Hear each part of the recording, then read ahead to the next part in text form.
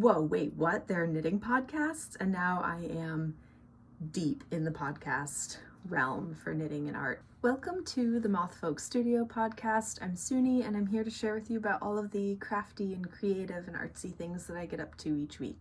Hi, it's Editing Suni here. So I didn't realize that I had sort of set my camera up so high while I was filming, so a couple of the things get cut off in this video, but I think you'll get the gist, and just know that I'll go over them again in subsequent videos where maybe things can be seen a little bit more easily. So I just got finished saying in my last episode that I will be recording bi-weekly, not every week, and then here I am. So sorry you're getting a little extra of me this week because I'm putting out this mini episode. So why am I putting out a mini episode this week? Well, I have quite a few new folks here and I wanted to say hello. So this week something exciting happened in that one of my greatest podcast inspirations, Allie from Allie Makes Everything, did a mention of my podcast on her podcast, which you should go watch. It's something like 13 of your new favorite podcasts that you didn't even know existed. I'm just feeling really honored by that, especially because I wouldn't have made this podcast without Allie's inspiration. She put out a couple of videos that were kind of like more of a behind the scenes look at her experience with podcasting, and I realized that it was really doable. I wanted to give it a try, and I did, and it turns out I've actually really enjoyed making these podcasts. Part of what I get out of podcasting, like watching and making, is just the community and the companionship. I spend a lot of time working from home because I am an independent artist and illustrator, and it gets a little bit lonely sometimes. So this past winter, I was perusing YouTube and I came across Allie's podcast and I was like, whoa, wait, what? There are knitting podcasts? And now I am deep in the podcast realm for knitting and art. So it's really cool to be a part of it and to be recognized. I'll say to you, Allie, specifically, if you're watching, thank you so much. I felt very seen in your little review, especially when you said that I was high energy chill, or somewhere on this teetering edge of energy and also being pretty grounded. I think that made sense to me, and it's something that I've always felt weird about navigating between the two, and then I realized that I was seen as something in between anyways, and I appreciated that. It was a bit of a confidence booster. Yeah, and for those of you who are dying to know, because I know at least one of you are, and my fellow astrology girlies, please make yourselves known in the comments. My rising is Sagittarius. I'm a Gemini sun and Scorpio moon, and then I also have Mercury and Mars in Taurus. Also Gemini Venus. And maybe I'll post my whole chart if people really want to know. But anyways, this isn't specifically an astrology podcast. So yeah, Allie, thank you. I thought that was really funny. My boyfriend and I both really cracked up at that. And to all of you who have joined us through Allie's podcast, welcome. Thank you so much for coming over and checking it out. That means a lot. And to Allie, just thank you for the shout out. As you very candidly said in your video about how, a shout out can give an up and coming podcast some growth or a spike for visibility. It's true. I appreciate it a lot.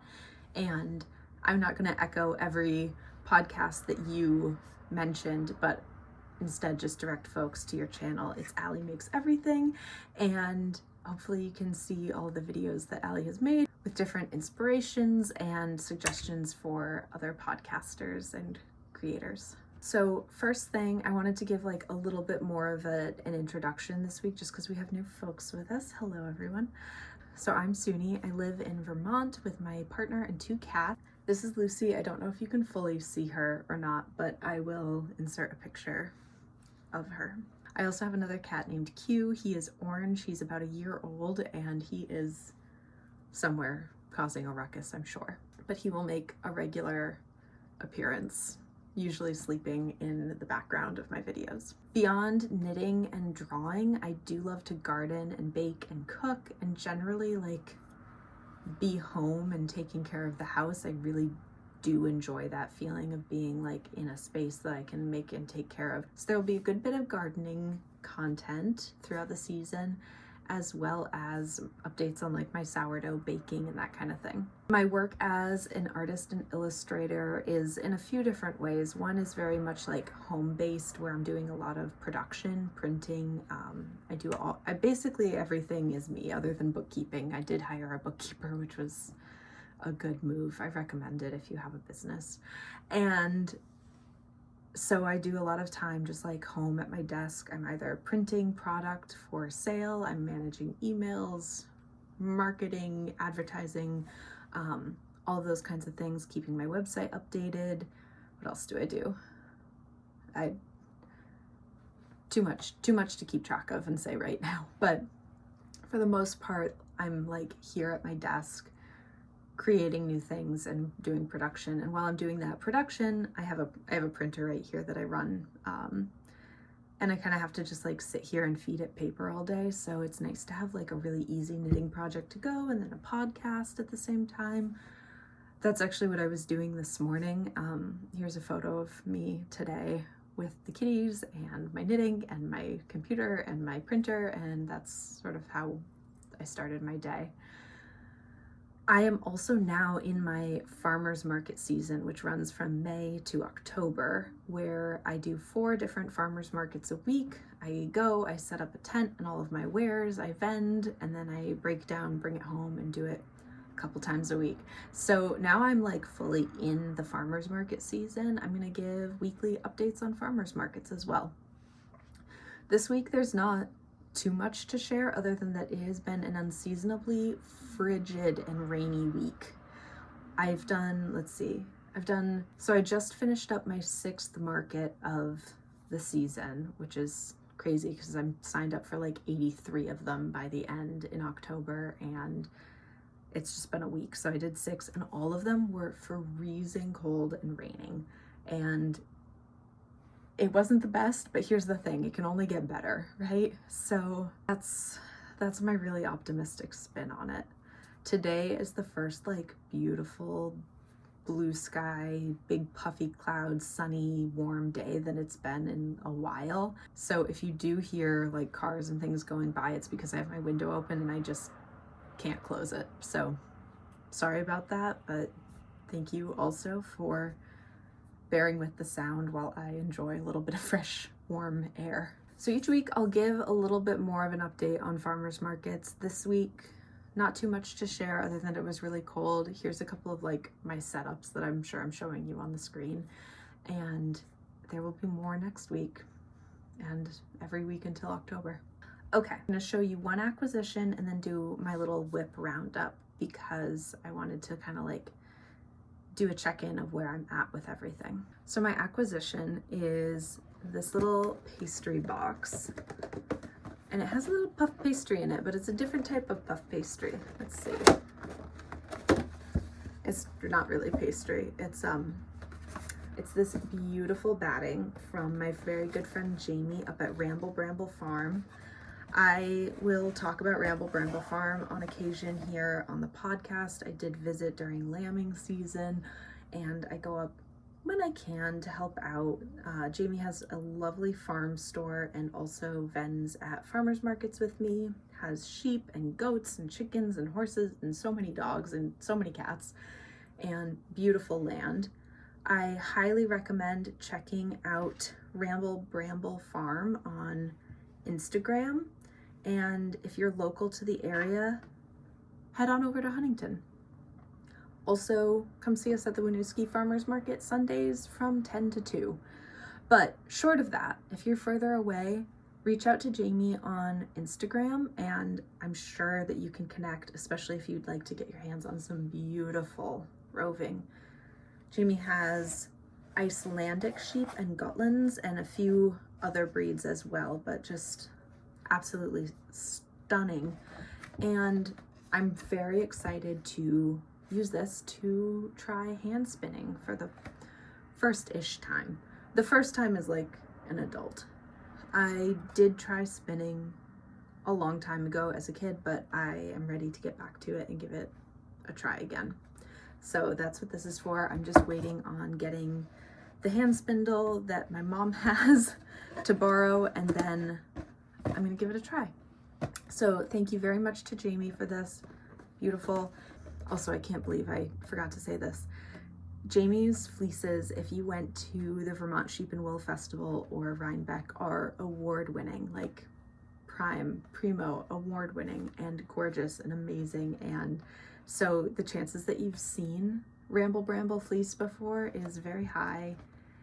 It can be sold raw or already carded. I don't know a lot about this stage of fiber processing, so forgive me if I'm getting the words wrong, but I'll keep learning. Yeah, if you're interested, reach out to Jamie. All right, one more thing before I get into WIPs, which is that I debuted this Fibercraft illustration in my last episode and told you that I would let you know when it is available online. It is now available online. So I have this 11 by 14 inch print that's available. And then I also created a couple of note cards. So we have the knitting collection called Knit, called Sew, and then Weave and Knot, which features some of the like weaving and knotting fiber arts. So each of the note cards are available as singles or as a set of 3. And then there's the print. Now I have not finished the garland yet, and that honestly won't be ready for a little while, but if you want to hold out for it, I promise I will make them. Now, in addition to having uploaded these and they're now available, I also want to plug a little bit of a birthday sale that I'm doing. So from now until May 29th, which is my birthday, you can get 20% off of your order if you use the code MOTHDAY at mothfolkstudio.com. That's my online shop. Yeah, feel free to use a code. And then also an extra little thing. So you can use that code on any order, and every order comes with a sticker always, because who doesn't want more stickers? But specifically, if you order something from this like Fibercraft collection, I will be sending a Fibercraft relevant on theme sticker specifically to you with the order. So if you are interested, make sure you check out the website, the shop, and place an order before the 29th with the code MOTHDAY, and that will get you 20% off and a sticker relevant to this theme. Okay, it's time for WIPs. So I'm gonna start with what you've been hearing about probably the most and what I have made the most progress on this week, which is my outline tee. So I have to tell you, I'm self-diagnosing as being melodramatic because this started out very tedious, and I told you how tedious it was a lot and how I'd never get it done and all these things, but like I actually have been getting it done. So it's not as bad as I was thinking it was. And in fact, since I last recorded just a week ago, this is how much progress I made from my progress tracker to up here, which I'm actually going to move that right now so that I don't forget and I can keep that motivation going. So I am feeling better about this piece in general. I think spending so much time at the farmers markets, you know, I've done like 6 of them, so I was just sitting and knitting. I mean, in between like interacting with people, but there's a good bit of like wanting to have something to do in between people coming in so that I'm not just like hello to everyone walking by. Yeah, so I've made a good bit of progress. I have actually just split, like I've done 2 rows of the front, so I've split for the front and back, and the end is in sight. Gosh, I keep forgetting to like share the details of the patterns in yarn before I start talking about them. And I need to make like proper little cards for each pattern. We'll get there. So that said, this is the outline tee by Jessie May Designs. I'm knitting in Ritual Dye's Undine, which is a 60-40 cotton linen blend in a fingering weight. I'm really enjoying this yarn. I will say the color that was online versus the color that I have in hand, it's a bit different, but I do really like this yarn, and the subtle variegation in the coloring, it just kind of like looks like the sea to me. So I can't wait to wear this. My intention of working on this piece was to get to wear it to farmers markets as like a really comfy, lightweight, but still somewhat covering top for comfort, and I think it'll be just the ticket. I like can't believe that I'm halfway done. If you'd asked me a month ago, I would have said that I was still like not sure if I was even going to knit this or not. So we're cooking. And this piece is going to be my like out of the house activity from now on, I think. So I will be making progress on it, but mostly like when I'm at farmers markets or going for drives somewhere. So more on this later. Okay, the next WIP that you've been hearing me talk about a good bit is my Arches sweater by Odd Row. I would tell you all of the yarn that I'm using in this project, except that that would be very challenging because it's all scraps from different like socks and sweater and hat projects that I've done over the years. It turns out that I work somewhere between gray and green and blue a lot, and I have quite a bit of this accumulated. So originally I was knitting this sweater for myself. I was really drawn to the pattern for these little details on the shoulder. It's a saddle shoulder construction, and it just, the oversized, like cozy, comfy fit of it looked amazing. So I was hooked. So I was already hooked, and I was looking at different yarns to use for the pattern because I still want to knit one of these that is just like a plain color. But what happened is that I thought I would use up all of my scraps, and while I've been knitting this, I've realized that I really see my boyfriend in this sweater. And after much ado about the boyfriend sweater curse and like asking for a lot of feedback in some previous episodes, I've decided that I have the confidence that I really want this to be for him. I just see him in these colors, and I think it'll be really nice on him, and he deserves it. He's a good one. So I am going to gift this to him, but that means that I'm making some modifications in the sizing. For example, at this point, I could actually join in the round again, and this would be the armhole, but I do want to add a little bit of length to give a roomier armhole. I'm knitting the size large, which I thought would give me a nice roomy fit, but I'm 5'4" and my boyfriend is 6'4", so there's a little bit of a sizing discrepancy, and with a little bit of modification, I think that this is going to be fine. I actually compared it to like a sweater hoodie that he has. I think it's definitely going to work for like the width of the piece and shoulder shaping and everything. So this is where we're at. I actually haven't made any progress on it since last week's episode. I don't think. Maybe I just added those 2 stripes. I can't remember. But what I'm thinking is that I'm going to get this piece to the point where I've joined in the round again and then take a little bit of a break for it, because I don't need to finish this immediately, and it's really fun to knit, but I feel like I've gotten through all of the complicated like shoulder and collar increasing and all of that, and now I can pause and work on something else and then come back to it, because chances are I'm going to give this as a Christmas gift, and it doesn't need to be done immediately. So pausing a little bit on my Arches sweater.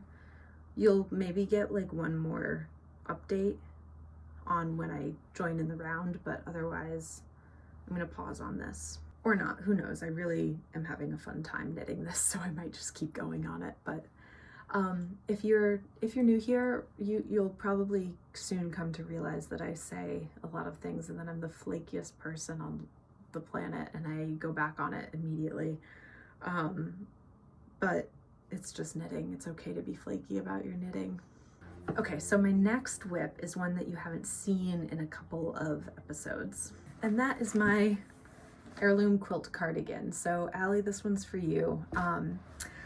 I know that you mentioned that you want to live vicariously through me for a little bit to find out how I feel about this project. And before I even saw your video saying that, I was kind of like, oh, I think I want to put the Astrid Sweater aside for a little bit and come back to this project and like maybe move them along simultaneously. So it is Heirloom Quilt Cardigan time. Let's see. I'm significantly along the way of this project, but it's still one that's like, in my mind, the hurdle of finishing all of the squares that, you know, become the quilt of the cardigan is a little bit daunting. And then the idea of seaming them all together, adding sleeves, adding button bands, and all of these other things, like it's a big project in my head. And it's a big project in my head in part just because there are a lot of steps to it. And I'm still on step 1. But granted, step 1, which is like, hey, make all of these squares, is like 75% of the whole project. So it's tricky to get my head over. So it's tricky to like wrap my mind around. I'm only on step 1, but I'm actually really far along in the project. But I'll show you how far I am. So I have 1 square on my needles right now. This I was working on probably like 2 months ago, and then I just took a break from the project in the middle of a couple of rows. It happens. Again, flaky knitter, but it's okay. So here's where I'm at with one of the squares. And then I will show you my pile of other squares that I've got. So one of the hurdles with this project for me is that I don't really like color work that much. I'm more of a texture knit person. So the thing to like challenge me in this project beyond the sort of getting over the concept of it being a really big project is that I've been doing a lot of color work. And I can usually get through a couple of these squares at a time. Like I'll do a few of them and then I need a break from this project.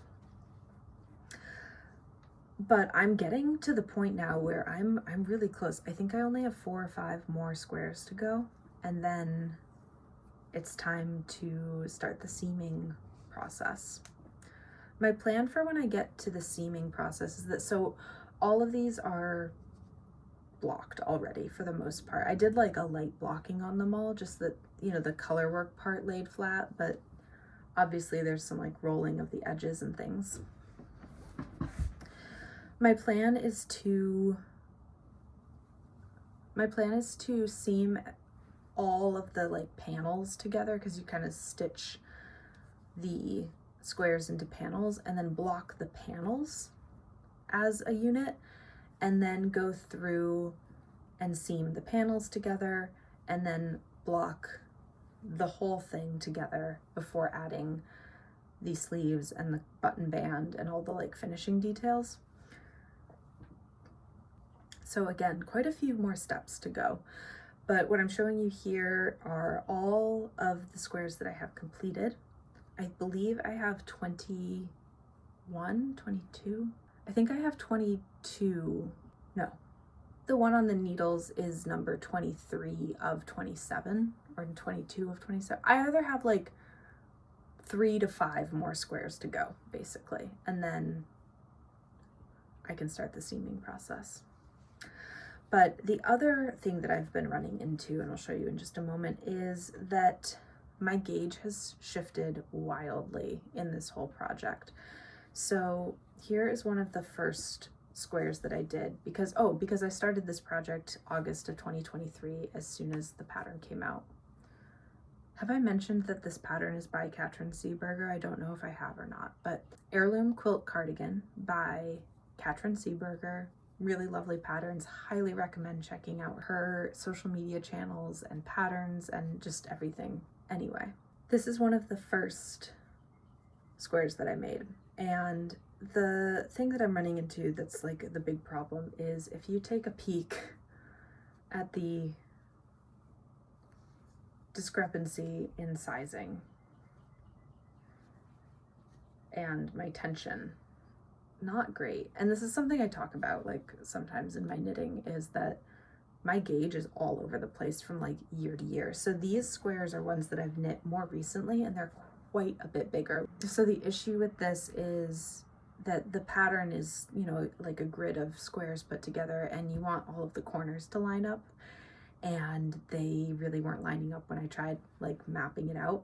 So very luckily, I have enough of the like smaller squares to create the 2 front panels of the cardigan, and then I have enough of the large ones that can go together as the back. So this will create a little bit of like, when I actually seam it all together, the front of the cardigan will be a little bit like higher up than the back, but I'm okay with this. It's not really going to bother me that much. What would bother me more is if the corners of all of the squares didn't line up. I also would say I could have sized down my needle so that the new squares, the bigger, more recent new squares, matched the older, tighter ones, but I actually didn't even notice the size changing until I was like laying everything out, because I was like, wow, I've got a lot of squares. Do I have enough to like start actually visualizing this? And I was just like, oh no. So yeah, that's where we're at. I've got a lot of squares. I have somewhere between 3 and 5 more to go, and then I work on the next steps. For yarn, this is all Quince & Co. Finch, which is their 100% American wool fingering weight yarn. I have quite a few different colors going on here. So this is the color Sage, and then we have the colorway Root. This is Honey, and then I have this like very charcoal dark gray, which may be called charcoal, but I don't have the tag for it anymore, so I don't remember the exact color name. Here's some more Sage. This is Smoke, which is like a very deep bluey gray, navy-ish, but gray, like a gray side of navy, slatey color. More Root. This is Iceland, and then we have Glacier, which is like a really pale blue. I was thinking that this blue was going to be a lot earthier when I was looking at it when I ordered it, and it's come in like way more on the, I guess, like bright crisp side of things. So I have some mixed feelings about this yarn being in the sweater, but as soon as I've like laid everything out together, I actually think that it adds something like nice and different. So I guess this is my little like moment to say, I think when doing color work or patterns that have a bunch of different colors in them, if you're feeling like one color is standing out and it doesn't actually have a place in the piece, it may at the end, and maybe trust it, because this little like moment of something different and stands out, as long as you repeat it enough so that it's cohesive throughout the entire garment or accessory or whatever it is, and this is true of painting as well, yeah, it can end up looking really cool, actually. So I'm okay with this being in the piece after all. And then we have this color Twig, which I have very limited amounts of left, but it's kind of like a tan color. And there's one more. And we have this, which is just like a raw umber brown. And I don't remember the color of this one either, because it was gifted and it was years ago and I lost the tag. So those are all the colors that I'm using for this sweater. I really only have this amount left to do all of the remaining squares, and I'm hoping that it's enough. I think that there's enough volume altogether, but I'm hoping that there's enough to like actually adequately represent the remainder of the colors and not like run out halfway through a square of a certain color. But I do have 4 complete skeins remaining. The intentions for these colors here were to do the button band and the sleeves, so I'm hoping that I have enough. I don't really want to buy more of this yarn. So that's my heirloom quilt cardigan. I'm gonna start working on this some more. Like I said, I'm putting the Arches sweater a little bit on hold Not forever, but just a little bit so that I can make some progress here, and then maybe I'll like bounce between the two as I need to change it up a little bit. But at the moment, and this may change, it probably will, my main WIPs are going to be my outline tee kind of out of the house and my Heirloom quilt cardigan in the house. My next WIP isn't actually even really a WIP, it's just one that I'm like desperate to cast on. So I've been talking about this one for a while, and I can't wait to get it actually started. But this is my Astrid Sweater by Pernille Larsen. For the sweater, I'm using Bad Sheep yarn. This is the colorway Grayling. And I actually have to tell you that I am an affiliate for Bad Sheep yarn. I was just like perusing online one day and I stumbled across their yarn and was obsessed with all of their colors. In particular, this one, it just reminds me of river rocks. I'll show you my gauge swatch sample. And I loved the color. I cannot wait to wear this. I really wanted to make something that was like an easy throw on pullover, as opposed to some of the sweaters that I've made in the past that just like feel a little bit fancier to me, or I wear them in like a celebratory mood. But this is gonna be a perfect, like easy to throw on wear sweater. It is a 75% superwash merino and then 25% nylon. It's in a DK weight, so I'm thinking that this is intended for socks. But I do kind of like the idea of this being a superwash, because as a more like casual piece, I want to be able to like chuck it in the wash and wear it all the time and not be as stressed about the laundering care or drying time and all those kinds of things. Plus, I am just obsessed with these colors. Look at this. So also, I will mention, as being an affiliate, you can use the code MFS10 for Moth Folk Studio 10 on badsheepyarn.com, and then you'll get a discount off of your order. There's a little bit of a kickback to me. You support a cool indie dyer. It's definitely like a win-win-win situation. And there are several different bases available, so many colors, and I have quite a few projects in mind, including some Christmas socks coming up in the future, which I'm not going to talk about yet, but know that that's coming. And then some just like casual, easy to wear day socks in some of their really fun colorways.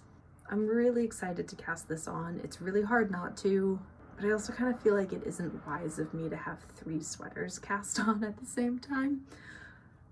So we are waiting on this one. But again, since this is apparently the Flaky Girl knitting podcast, I might end up casting it on this week. Who knows? So that's everything that I have in works right now. I will say my Ravelry page does have everything current and active, but I don't have everything that I've ever knit on there. I actually only started uploading projects to Ravelry this past winter, and so I have quite a backlog to be adding, but that will come. And otherwise, I just wanted to say thank you so much for being here. I am loving that there's this like whole community of people gathering through the Way of Knitting podcasts, and please feel free to leave a comment, like, subscribe, reach out, whatever you wish. I would be very happy to hear from you, and I hope to see you next time.